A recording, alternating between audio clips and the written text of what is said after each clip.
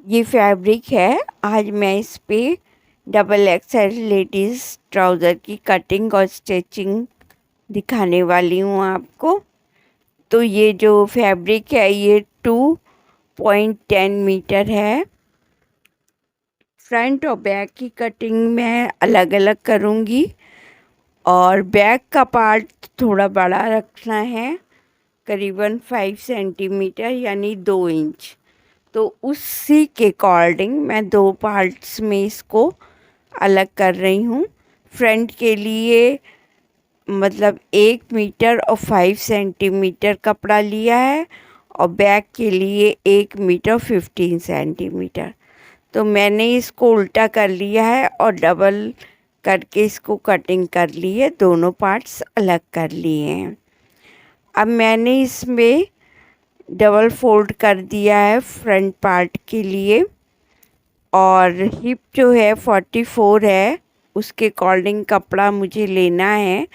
तो 44 का 4 पार्ट करेंगे, 11 आएगा और 11 में 5 इंच की एक्स्ट्रा लूजिंग मैं ले रही हूँ। तो 16 पर मैं ये डॉट लगा रही हूँ और इसी के अकॉर्डिंग कपड़ा मैंने ये सेट कर लिया यहाँ पर। और कपड़ा सेट करने के बाद अब एक्स्ट्रा जो कपड़ा है उसको कट करके निकाल देना है। तो ये एक्स्ट्रा कपड़ा आगे वाला है, इसको मैं यहाँ से हटा रही हूँ और बाकी कपड़े पर अब नाप डालना शुरू करती हूँ। तो ऊपर से इलास्टिक के लिए मैं सिर्फ 1.5 इंच ले रही हूँ, क्योंकि यहाँ पर मैं पतली वाली इलास्टिक यूज़ करूँगी, तो उसके लिए 1.5 इंच काफ़ी है। तो 1.5 इंच पे मैंने स्केल से लाइन लगा दी है। अब इसी लाइन से नीचे की तरफ लेंथ की मार्किंग करूँगी। तो लेंथ 38 रखनी है, तो यहाँ पूरी ये 38 ही आ रही है। एक्चुअली मैं लेंथ वाइज पहले बनाने वाली थी इसको, लेकिन लेंथ वाइज ये बेड़ी पड़ जा रही है डिज़ाइन और अर्ज में ये लंबी लंबी डिज़ाइन आ रही है। तो उसी के अकॉर्डिंग मुझे कपड़ा अब सेट करके लेना है। तो नीचे मैं थोड़ी थोड़ी सी फोल्डिंग करूँगी तो लेंथ मेरी कम नहीं होगी। देखिए ये जो ट्राउज़र होती है, ये जो डिज़ाइन है ये लंबे में ज़्यादा अच्छी लगेगी, इसलिए मुझे करना पड़ रहा है। अब यहाँ से देखिए जो हिप की नाप है वो 44 है, तो 44 का 11 और 2 लूजिंग लेके 13 पे मैंने ऊपर इलास्टिक वाली पे डॉट लगाया है और नीचे भी आसन पे भी मैंने ये 13 इंच की डॉट लगा के और लाइन खींच दी है। तो ऊपर हिप पे भी 13 लेना है और नीचे आसन पे भी। अब ये 13 जहाँ पे एंड हुआ है वहाँ पर भी ये मैंने लाइन खींच दी है। ये थोड़ी सी टेढ़ी हो गई है, मैं इसको ठीक कर रही हूँ। तो ये कंप्लीट हो गई ये लाइन। अब इस लाइन पे क्रॉच कर्व बनाना है, तो आगे 2 इंच एक्स्ट्रा लेंगे जहाँ डॉट थी और उसके आगे ½ इंच बच रहा है, तो वो सिलाई मार्जिन हो जाएगा। अब बीच वाला कॉर्नर जहाँ है वहाँ से 1 इंच एक्स्ट्रा लेकर अब यहाँ क्रॉच कर्व मैं ड्रॉ कर दे रही हूँ इस तरह से। और ये जो डॉट है और यहाँ तक मैं इसको मेज़र कर रही हूँ, तो 15 आ रहा है, तो 15 का हाफ लेंगे 750। 750 पे मैं यहाँ पर डॉट लगा रही हूँ और इस डॉट के अकॉर्डिंग बॉटम पे भी स्ट्रेट लाइन ड्रॉ कर देनी है। ये डॉट नीचे तक मिला देनी है इस तरह से। बॉटम मैं 6 इंच का रख रही हूँ, तो इसी लाइन के एक साइड 3 इंच और दूसरे साइड भी 3 इंच करके 6 इंच की बॉटम इस तरह तैयार कर देनी है। इधर मैंने 3 इंच पे डॉट लगा लिया, उधर लगा लिया, तो 6 इंच की बॉटम बन गई। हाफ इंच एक्स्ट्रा ले रही हूँ मैं सिलाई मार्जिन के लिए दोनों साइड में। तो ये कंप्लीट हो गया है। अब ऊपर की साइड आते हैं, यहाँ पर ये वाला, ये कॉर्नर और नीचे जहाँ पर सिलाई मार्जिन की डॉट लगाई है मैंने, इसको मैं शेपर से कनेक्ट कर दे रही हूँ। शेपर नहीं भी है तो स्केल से भी तिरछा जोड़ सकते हैं, और नहीं तो हाथ से थोड़ा सा कर्व भी ड्रॉ कर सकते हैं, कोई फ़र्क नहीं पड़ता है। शेपर से थोड़ा काम आसान हो जाता है, जल्दी हो जाता है। दूसरे साइड भी देखिए, जहाँ हाफ इंच की सिलाई मार्जिन थी ऊपर, उसको नीचे बॉटम वाली सिलाई मार्जिन से मैंने जोड़ दिया है। ये कंप्लीट हो जाने के बाद यहाँ हाफ मार्जिन लेकर हाफ इंच की और कटिंग कर देंगे। तो इधर तो सब लाइन से कटिंग करेंगे, और अब जहाँ पे ये मैं काट रही हूँ, ये बंद था पार्ट, इसको खोल लिया है और बाकी लाइन पे ही कटिंग कर देनी है पूरी, क्योंकि मार्जिन पहले वहाँ सेट करा था। और यहाँ पे एक्स्ट्रा हाफ मार्जिन ले लिए ऊपर और नीचे लाइन पे कटिंग करी। तो ये कंप्लीट हो गया है फ्रंट पार्ट। अब बैक वाला पार्ट जो 1 मीटर 15 सेंटीमीटर था, इसको मैंने उठाया है। तो उसमें तो फ्रंट में 11 में मैंने 5 लूजिंग ली थी, अब इसमें 11 में 8 लूजिंग मिला के 19 पे मैं सेट करूँगी। तो हिप राउंड 44 है ना, तो 44 का 4 पार्ट 11 में 8 लूजिंग करके ये 9 पे मैंने सेट कर दिया है कपड़ा, इस तरह से डबल फोल्ड में। और आगे जो एक्स्ट्रा कपड़ा है, इसको कट करके मैं निकाल दूंगी। ये कट करके निकल जाएगा। अब जितना कपड़ा है, इस पे ट्राउज़र के बैक पार्ट की कटिंग करनी है। तो पहले मैं जो फ्रंट पार्ट था ट्राउज़र का, इसको मैं इस पे स्प्रेड कर रही हूँ, बिछा ले रही हूँ। तो 2 साइड बिल्कुल बराबर करके रखनी है। इधर जो मेरी साइड है ये बराबर से करके रखनी है, और नीचे बॉटम वाली साइड। और ऊपर मैंने बताया है ये 2 इंच की एक्स्ट्रा दिया है इसमें, 2 इंच यानी 5 सेंटीमीटर। अब मैं पहले इसमें इलास्टिक के लिए लाइन लगा ले रही हूँ। तो इसमें भी 1.5 इंच की लाइन मैंने लगा ली है, और 1.5 इंच की लाइन लगाने के बाद एक काम और करना है इसमें, कि थोड़ा सा इसमें शेप दे रही हूँ मैं। तो ये पहले ये लाइन बढ़ा दी है मैंने ऊपर, ये बराबर से जाएगी नीचे वाले पार्ट के लिए। अब जो फ्रंट पार्ट था, उसमें जो इलास्टिक वाले पार्ट है, उसका नीचे वाला पार्ट ऊपर मिलाना है, और पीछे वाले में ऊपर का पार्ट नीचे मिलाना है। तो ये शेप देना है। आप दे भी सकते हैं और नहीं भी दे सकते हैं, उतना फ़र्क नहीं पड़ता है। थोड़ा सा ना पहनने में कंफर्टेबल हो जाती है, इसलिए ये शेप दे देते हैं। कंफर्ट लेवल मतलब बढ़ जाता है। कंफर्ट तो ऐसे भी होता ही है, लेकिन ये शेप देने से ना कंफर्ट लेवल बढ़ जाता है ट्राउज़र का। तो यहाँ पे इसलिए मैंने दोनों को इकट्ठे शेप दे दिया है, जिससे आपको समझ में आए। देख रही हैं ना कि नीचे वाला ऊपर और ऊपर वाला नीचे, इस तरह से। अब यहाँ पे देखिए, क्रॉच कर्व के लिए 2 इंच एक्स्ट्रा लेंगे आगे की तरफ, नीचे वाले पार्ट के लिए, पीछे वाले के लिए। और हाफ बचेगा तो वो सिलाई मार्जिन हो जाएगा। अब इसी को डॉट को ऊपर बढ़ा देंगे और बीच में ये कर्व ड्रॉ कर देंगे 1 इंच पे, जैसे फ्रंट पार्ट का किया था। ठीक है। और आगे यहाँ पर भी 2 इंच पे पूरा नीचे तक डॉट लगा देंगे, क्योंकि यहाँ साइड में भी 2 इंच एक्स्ट्रा रहेगा, मतलब पीछे वाले पार्ट का, आगे वाले पार्ट से। तो ये मैंने कर दिया है।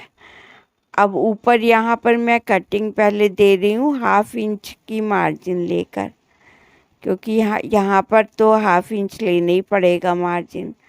और ये जो डॉट्स मैंने लगाई थी इसको पहले शेपर से मिला देते हैं नीचे तक, और इस पे भी मैंने कटिंग कर दी है। अब यहाँ पे कोई भी एक्स्ट्रा नहीं लेना, बराबर से कटिंग करनी है। तो नीचे से शुरुआत कर रही हूँ मैं, फ्रंट पार्ट से बिल्कुल लगा के कटिंग करनी है। और यहाँ पे मैं थोड़ा सा शेप दे रही हूँ, बजाय खोलने के शेप इकट्ठे दोनों मिला के दे रही हूँ, तो ओपन भी पार्ट हो जाएगा नीचे वाला और शेप भी मिल जाएगा दोनों को। तो देखिए पीछे का पार्ट ये कंप्लीट हो गया है। अब जो इसका आसन वाला पार्ट था दोनों अपने में ही एक साथ जोड़ेंगे। इसी तरह फ्रंट का भी जो आसन का पार्ट है अपने में ही जोड़ेंगे दोनों एक साथ। तो मैं ये इधर बैक का जोड़ रही हूँ पहले, एक साथ अपने में ही जुड़ेंगे ये दोनों। और इसी तरह फ्रंट का भी जोड़ दिया है। तो ये कंप्लीट हो गया। देखिए बैक वाला मैंने खोल के बिछाया हुआ है, तो सीधी तरफ से ये रखा हुआ है मैंने। ये आसन देखिए जुड़ चुका है इसका। और ये फ्रंट पार्ट भी अब खोल के बिछा रही हूँ इसके ऊपर, और इसको उल्टे के साइड रख देना। ये देखिए आसन जुड़ चुका है इसका। इसको भी खोल के इसी के ऊपर मैं उल्टे साइड पे बिछा रही हूँ, क्योंकि अब क्या करना है, अब इसमें दोनों को आपस में जोड़ना है। तो ये इस तरह जुड़ेगा, साइड वाला जो पार्ट है ऊपर से लेकर बॉटम तक, दूसरे साइड भी ऊपर से लेके नीचे बॉटम तक। तो इस तरह फ्रंट पार्ट और बैक पार्ट आपस में जुड़ जाएंगे। तो साइड वाली सिलाई 2 बार दे देंगे, डबल सिलाई कर देंगे यहाँ पर।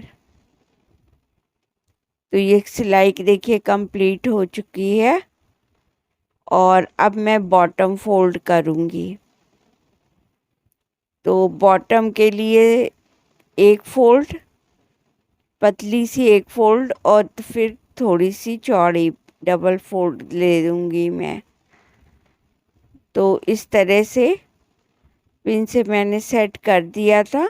पिन हटा हटा के मैं दे रही हूँ यहाँ पर। दोनों पैर के बॉटम फोल्ड हो चुके हैं।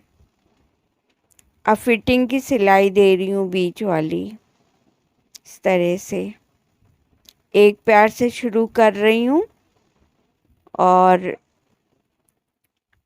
वही आधा इंच की मार्जिन पे मैंने इसको ये आसन तक आ गई हूँ। और उसके बाद फिर दूसरे पैर तक जाना है, और फिर पलट के डबल सिलाई देनी है इस पे। पलट के डबल सिलाई दे के फिर नीचे तक जहाँ से शुरू किया था। तो ये देखिए कंप्लीट हो गया है। अब ऊपर इलास्टिक फोल्डिंग देती हूँ यहाँ पे। तो पहली एक पतली फोल्ड, फिर चौड़ी फोल्ड, तो 1.5 इंच ऐसे कंप्लीट हो जाएगा।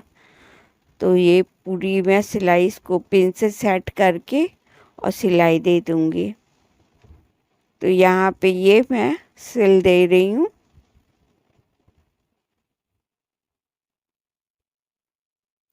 इसमें भी मैंने पिन से ही सेट किया था। ये कंप्लीट हो गई है इलास्टिक वाली। और ये देखिए यहाँ पर इसमें क्या है कि बीच में मैं 12 इंच दे रही हूँ और पीछे 6 इंच, मतलब फ्रंट पार्ट पे 12 इंच मैं इलास्टिक फ्री रख रही हूँ। तो जहाँ पर आसन वाली सिलाई है उसके एक तरफ 6 इंच लगा लिया है मैंने, मतलब बराबर से लगाना है यहाँ पर, और दूसरे साइड भी 6 इंच। तो ये 12 इंच कंप्लीट हो गया है। ये इलास्टिक फ्री रहेगा, यहाँ पे इलास्टिक नहीं डालनी है। और पीछे वाले पार्ट पे भी आसन से एक साइड 3 इंच और दूसरे साइड भी 3 इंच पे डॉट लगा दी है मैंने।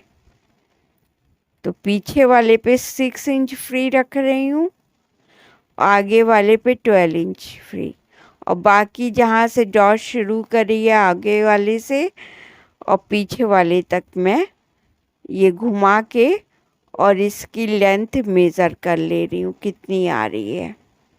तो ये आ रही है 19। इसी तरह दूसरे साइड भी 19 ही आएगी, क्योंकि बराबर से डॉट लगाई है ना मैंने।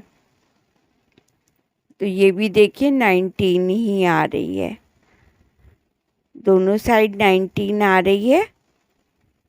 तो अब मैं 19 का 1/4 लूँगी ये इलास्टिक।